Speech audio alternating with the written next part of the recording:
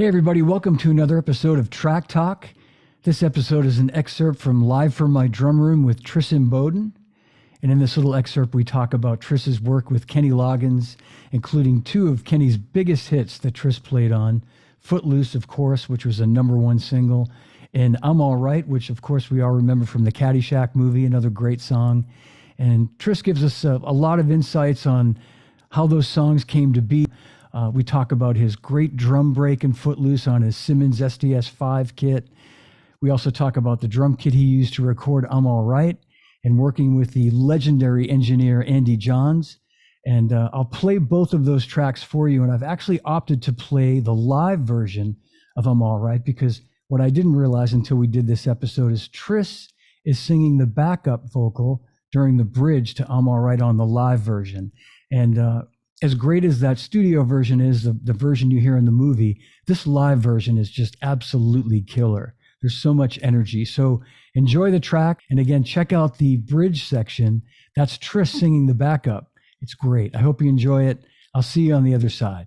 Thanks for watching. Thanks for listening. Oh man, look at that wall behind you. Have you been in any famous bands or anything? Have you ever have you been I gotta say, I really feel like the luckiest guy in the world because of the people I've gotten to work with, and the songwriters and the songs I got to play on, and the producers I got to work with. I mean, I still am pinching myself. You know, when I was a kid and listening to the radio, and I always had my ear glued, I never in my wildest dreams ever thought I'd be able to hear myself on the radio, you know? Yeah. And, I never get tired of it. I got to tell you, I never have. That's so great, man. What a great, outlook on it all. It's to see you all these years later, every bit is like, as long as I've known you, Tris, is enthusiastic and positive and all that energy, man. It's so great to see it. Oh Love man, it. thank It you. it really is an inspiration. And I gotta say, when you said that, you don't get tired of it, I was gonna make a joke and say, man, some of the songs you've played on, you could get tired. They've played so much. I mean, how many times have we heard Footloose or Oh, I mean, and I mean that in a good way. oh, #1 hit. oh, shoot, man. Well, that's a funny story, and I've told this story many times about that song. We didn't like it because, well, Kenny is to his credit, but also to sometimes our painful, like, but whatever. Anyway, he loves to rehearse, and he's a perfectionist. And so, on the road, sound checks were not really sound checks; they were rehearsals, and 2 hours long. And it's still that way to this day. You Wow. know, I mean, Yeah. when I left Chicago and went back to Kenny for a year, I thought mistakenly it would have changed some. So, so anyway, Kenny knew that he had this song that was going to be in this movie coming up, but had no idea it was going to blow up like it did. But at the band at that time, it was Nathan East on bass and Buzzy Featon on guitar and Neil Ooh, Larson on yeah. keyboards and Steve, a great band, you know. And so, true to form, he had us rehearsing hours on this song. And so we knew that song inside and out, every nook and cranny of it. And so when we got off the road, we went into the record plant and we cut it in one take. Nathan East says it was one take. I think it was two. I think the first one was for sound, and the second one was the actual take. And and I remember walking out of the studio. In fact, Kenny talks about it in his book because I reminded him that Nate and I were sort of with our arms around each other and said, "That's the last time we'll ever have to hear that piece of crap again." And then it blew up, #1 all over the world at the same time. And I gotta say, back to hearing yourself on the radio, when I couldn't like change a channel and not hear that song, Oh yeah. I I know. liked it a whole lot better. Oh, that. What a great. I didn't know that backstory, and Oh, you didn't? Oh, good. no, and I just remember, like, the break in the middle with they Simmons pads or Simmons. Yeah, they were yeah. Simmons. And you were at Simmons, I think, that I maybe during that time. Yeah. just a little after that, and that's when I met you was '85, and I think I was we'll jump around, but the first time I met you was you came in and there was a guy working there that you would remember. I think his name is Bill Threlkeld. He worked for Pearl. Yes. Yeah, remember Bill? Yes. And Of and course. yeah, and you were a Pearl artist at the time, and he introduced us, and you were like this exactly the way you are now. This like gregarious, happy. Oh man, great to meet you. And I'm like, Oh, oh, Tris Imboden, wow. Yeah. Anyway, that I always loved what you played on that song. Like it's just so grooving, so great, so oh tasty. man. Thank you. Well, we cut it with acoustic drums first. And then of course Simmons being like sort of the thing, back Yeah. then. uh, Kenny thought it'd be a good idea to overdub Simmons on it. And it was a great idea. It was a perfect thing. And I'd already worked out that drum pattern during those 2-hour rehearsals, for a month, you know. So Oh, I knew what to play, what I played on the acoustic. So it's a combination of the acoustic drums and Simmons on that yeah. drum breakdown. Yeah. It sounds great. It's timeless too. You hear it, you still hear it today on satellite radio, and it's timeless. It really is. It's I'm blown away that I got to be a part of music history in that way. yeah, Uh, Although, geez, that bass part that Nathan East played is so phenomenal, and I'm pretty sure that was what he played on that first or second take. But an interesting aside yet again about that song is we played at Live Aid, right? yeah. And we only played that one song, and we flew in after having done a show in Houston the night before, and I couldn't bring my drums. So gratefully, Stan Lynch loaned me his acoustic drums, and I only brought my Simmons, right? So we could approximate that sound or the record. And Oh, dig it. but Eric Clapton was standing on the side of the stage and heard us play, because of course he played at Live Aid too. And so the story goes, he was so enamored with the bass playing on that thing that he asked Nathan to join like shortly thereafter. And Yeah, yeah. Nathan left Kenny. It was to play with Eric. And so, Wow. So I didn't realize he's been playing with Eric that long because I've seen him with Eric like in the 90s and in the 2000s, but it goes all the way back to like 85 or late 80s, basically. yeah, Wow. Okay. yeah. Yeah. Because I believe it was. I'm trying to. Well, Live Aid was what year? It must have been. 85. Was it It 85? was, Because yeah. that's right Yeah. about the time Footloose came out. I think it was 84, 85. Yeah. Yeah. Yeah. So, And jumping back a little before that, let's not forget I'm All Right, which was I guess my introduction to you. I knew who Kenny was. That's oh another great, you know, grooving man, tune. man, thank you.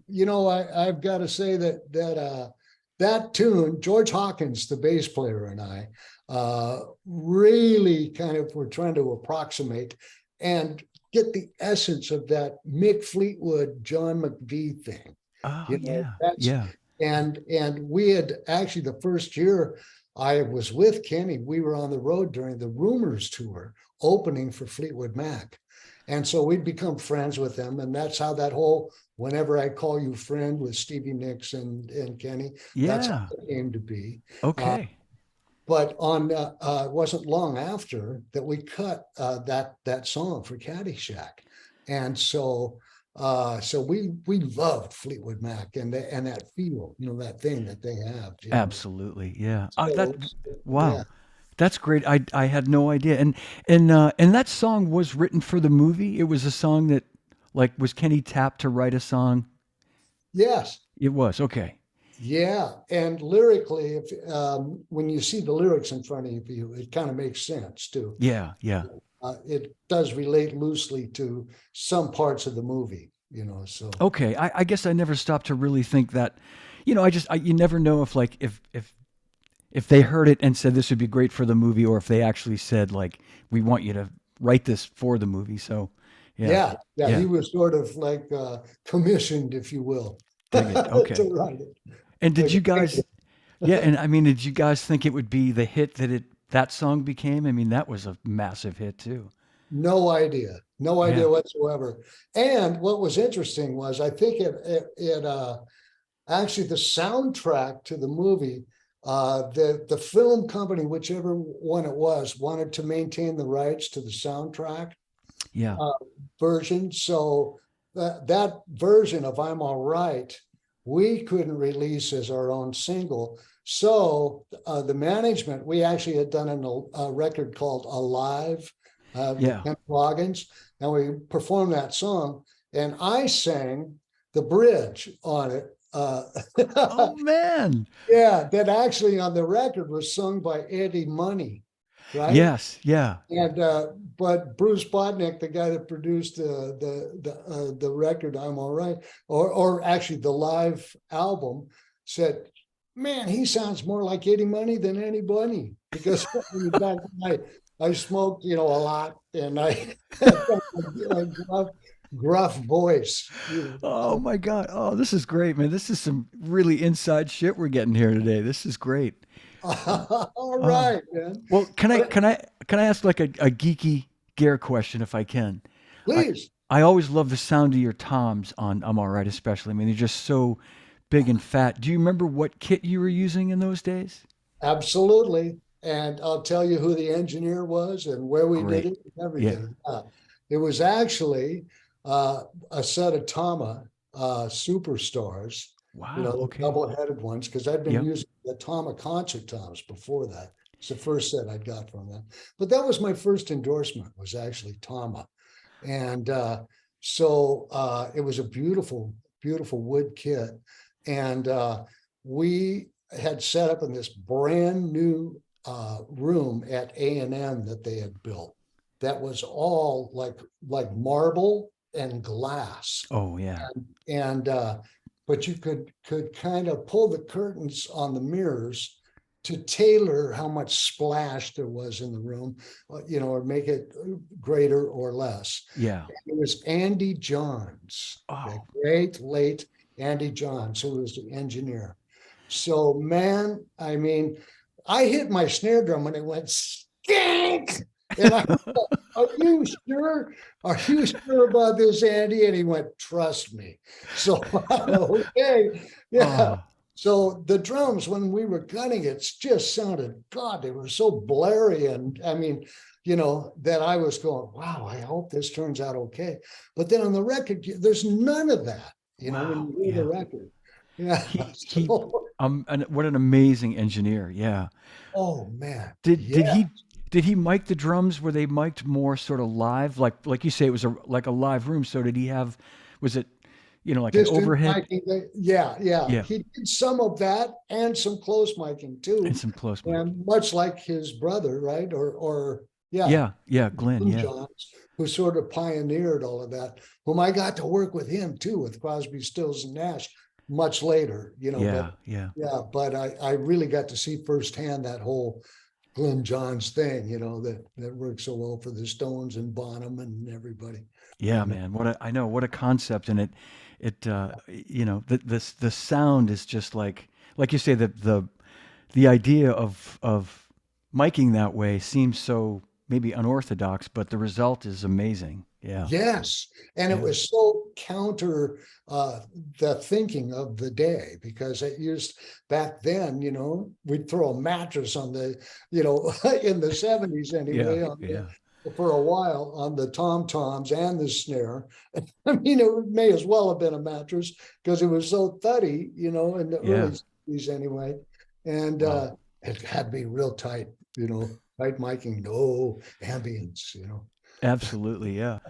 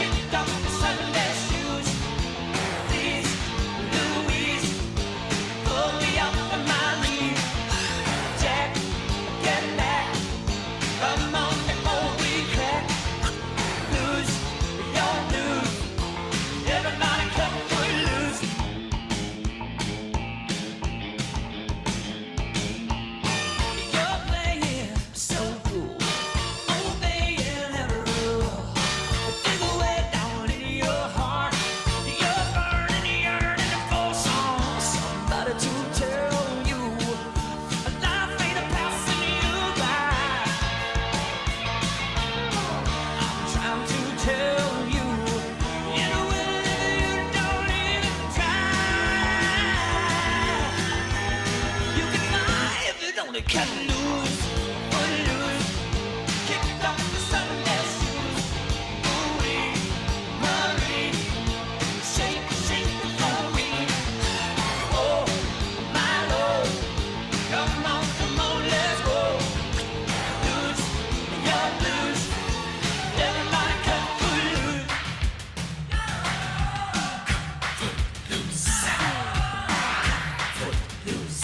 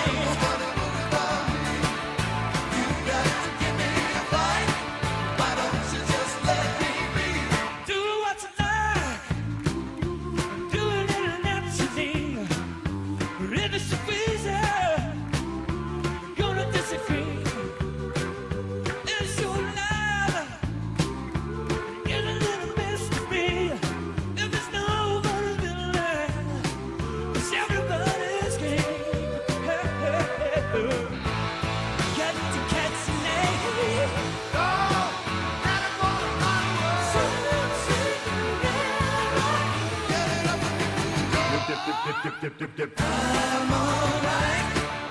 Nobody worry about me. Why you got to give me a fight? Can't you just let it be? I'm alright, alright. Nobody worry about me. You got to give me a fight. Why don't you just let me be? Who do you want? Who you gonna be tonight? Who is it really? Or make it up your mind. You wanna listen to the man. Pay attention to the magistrate. And while I'm not your very move, listen to the heartbeat.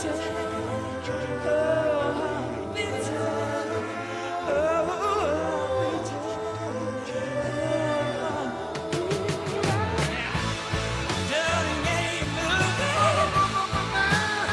You make me feel good. Give it up and give it a try. I'm alright. Nobody worry about me. Why you got to give me a fight? Can't you just let it be? I'm alright. Don't nobody worry about me. You got to give me a fight. Why don't you just let me be? I'm alright.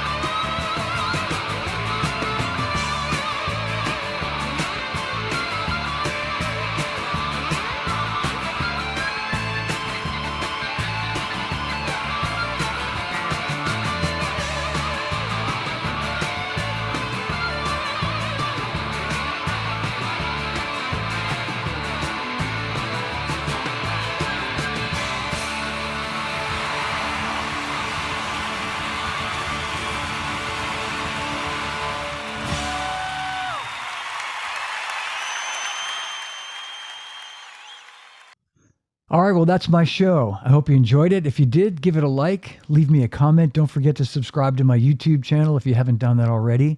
And the podcast is available on all the podcast platforms, so download it. And remember, no drummers are ever harmed on Live from My Drum Room or Track Talk. And drummers, when in doubt, leave it out. All right. Again, thanks for watching. Thanks for listening, and I'll see you again real soon. See ya.